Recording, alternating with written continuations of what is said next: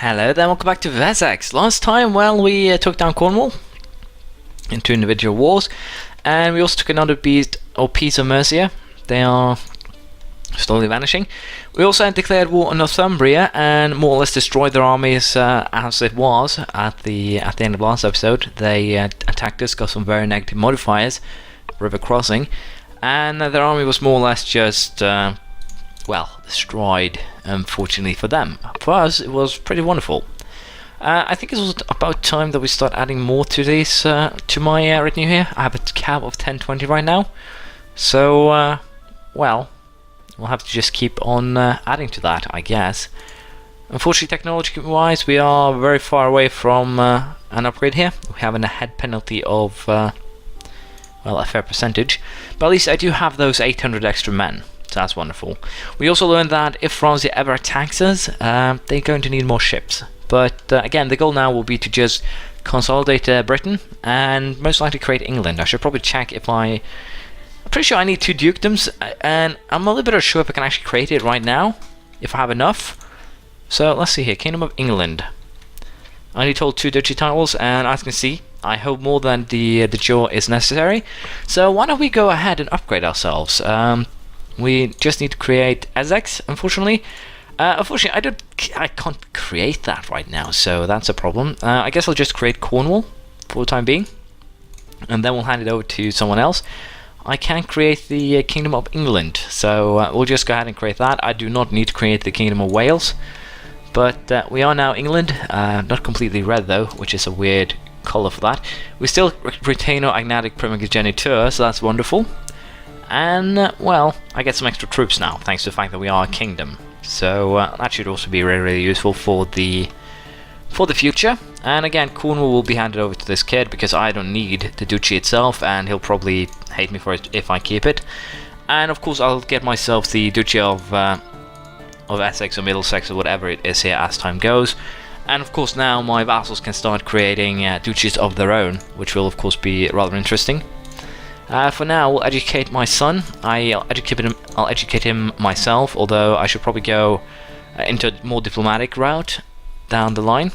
That's definitely how it should be done. And I guess in this case, we want someone who actually has some... we'll put in the old major's duty. But basically, England has been created, and I do need another kingdom title, I know, for the creation of Britannia. But it should be perfectly fine just to wait, I think. I guess we do not want to have anything inbred into our line here, so I can go for this legitimized bastard, that works too. But yeah, for the time being, we'll just sit by here and wait. My court probably needs some cleanup. Yeah, it's 33 members right now. So I might have to consider getting rid of someone. Just marrying her away should probably be a very easy way of doing that. Unfortunately, no one is interested, as you can see. So yeah, not the best thing ever. But I'll go through this, and hopefully I can start getting rid of some of these people. Now, if I marry him to the priestess, does that mean that I get rid of him? Hopefully it does. But as I can understand, I'll just go through this as time passes by and do more or less a cleanup of the situation. So we'll see how it goes with in terms of my my counties here. But yeah, the court is being cleaned up by just marrying people away, so I'll probably do that to help myself. And as you can see here, thanks to the fact that I'm now a kingdom, my demesne has increased. So now I can actually keep Northampton and Bedford once I actually get them, which they are actually part of Essex as a duchy. So we'll do that. I'm also tempted to most likely take Kent for myself later on. So for the time being, we'll just leave things as they are, and we'll see how it pans out. The war with Northumbria should be over pretty soon, and other than that, there's not really too much I can do. I'm definitely looking for the opportunities of declaring war. We have a Chancellor currently working. He's crap though, so we're going to change it up with this guy. That would definitely be helpful in terms of getting my arse into Ireland. So hopefully we can get a claim very soon. I should probably have done that rather than trying to fabricate a claim on well, Mercia in the beginning. For now, however, we'll just sit back and wait, and hopefully we'll get what we're after. And one issue here, we have Chief Vespian that currently wants to, for starters, he wants to murder me. For second of all, he's the leader of a plot and the leader of a faction. I can go into hiding to provide or to protect myself, due to the fact there are people that are plotting against my life. That's actually the truth of the situation. We have Rufinus here plotting against me, for starters, and also the faction is pretty strong here, 48%, 48.4. They want lower crown authority, they want seniority succession, so I'll just ask them to end the plot, although I should probably just go for, well, plotting the same way against him, or potentially just putting him in prison. Both of those are valid options in this case, but we did at least take Lancaster, so that's wonderful. We'll give that out to the guy in Chester, because it's part of Lancaster itself.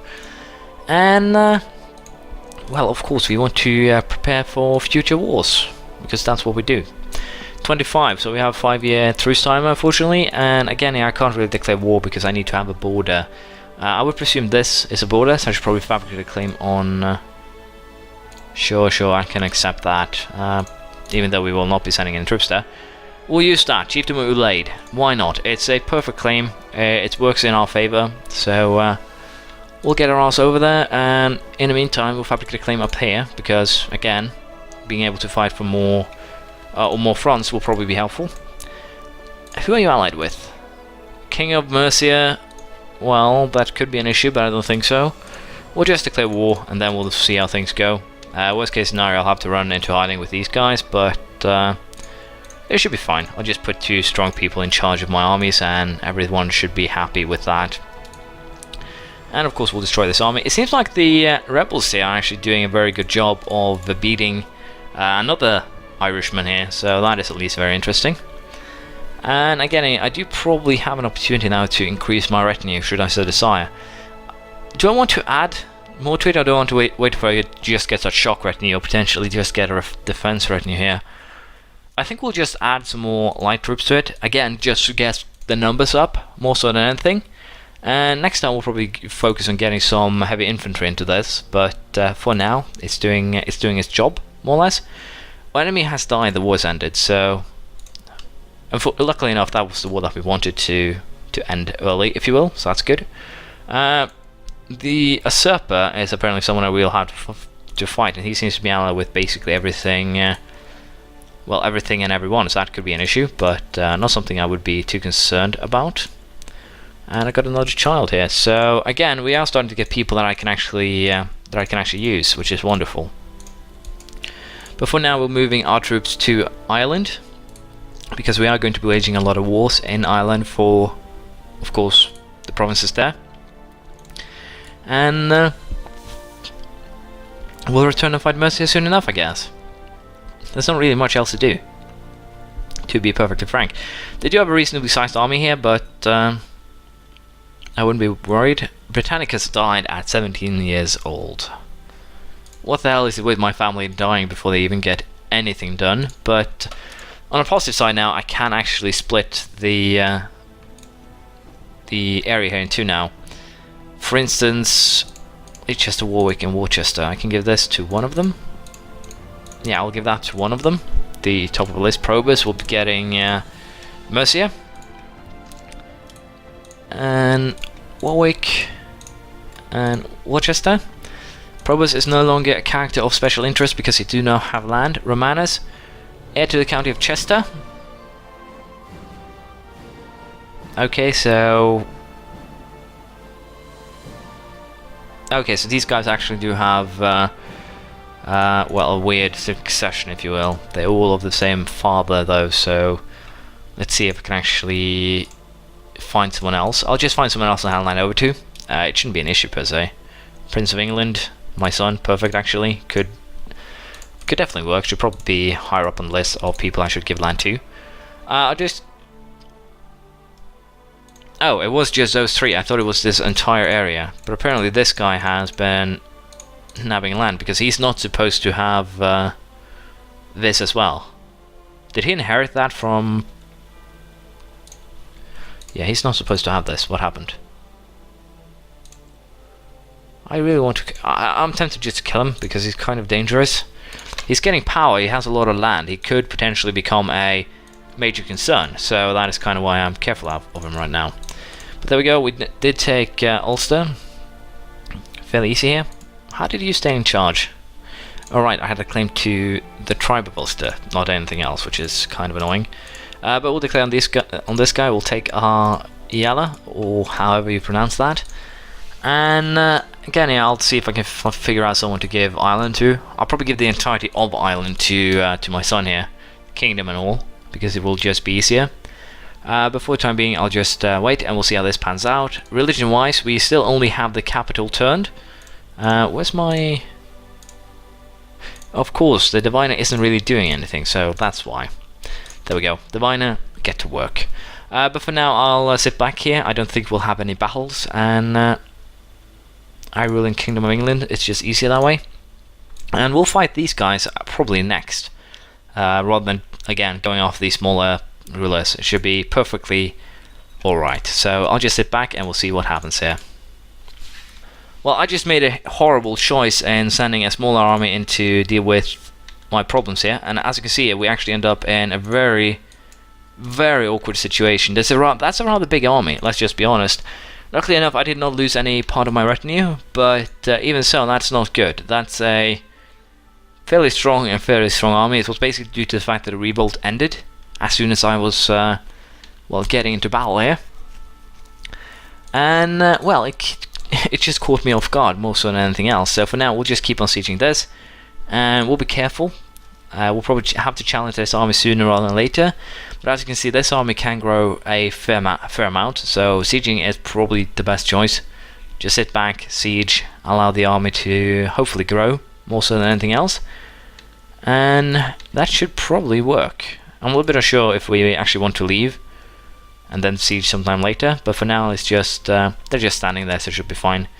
And if they split, then we're going after the smaller army first, destroy that, then going after the bigger one, and then we should all be, well, fairly happy with said result. Hopefully. Let's just see how this battle goes first. We could potentially lose here, and if we do lose this one, then it's basically, then I have to recover some other way in my island assault. But things went well. We actually won that battle. We got 2 Earl level, or Duke level, sorry, Count level prisoners that we can get some money for, which is of course really, really good. So he's considering another offer, the release of his, well, himself, I would presume.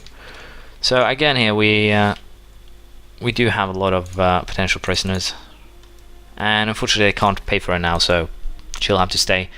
But that's just how things are. We'll enforce demands, really easy, there we go. And again here, just hand it over to the kid.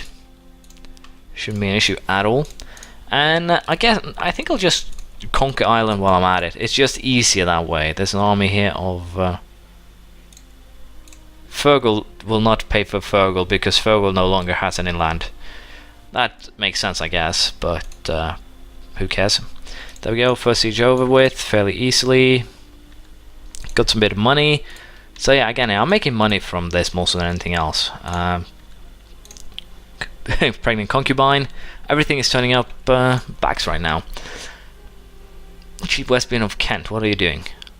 Act dishonorably against me. Well, to be fair, the heir is Romulus Flavius. Can I revoke your title for... No, you haven't been that mean. But again, I kind of want the area too, so we might take that sometime later. Vassal limit has gone up thanks due to the fact that I'm king, so that's wonderful too.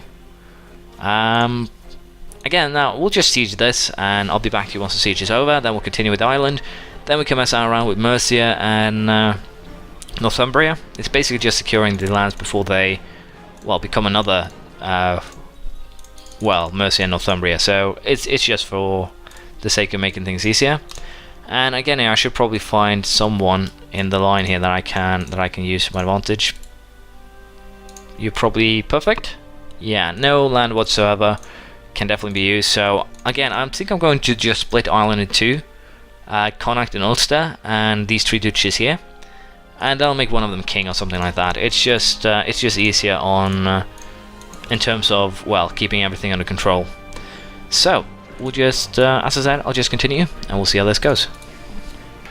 I think it's about time that we use some money for something profitable. We're going to upgrade the castle town in both Essex and... well, I can't do that, I need to build castle walls first. But we're going to upgrade the castle towns just where I can. Used a lot of money there, but again, with the army I have, unless France decides to properly attack me, I shouldn't have anything to worry about in terms of money. I should be perfectly fine in covering the costs of my armies. Of course, if good old West Britannia rises up in revolt, then things are going to be kind of bad. He's also possessed, so who knows what he might decide to do. But hopefully I won't get into such a, well, negative scenario for, well, my own sake, more so than anything else. Keep this information to myself is kind of what we like to do. And Ireland has lost another one of their counts. But as I said here, we'll leave things as they are for now, and we'll continue the Conquest of Ireland next time. I'll see you then. Bye.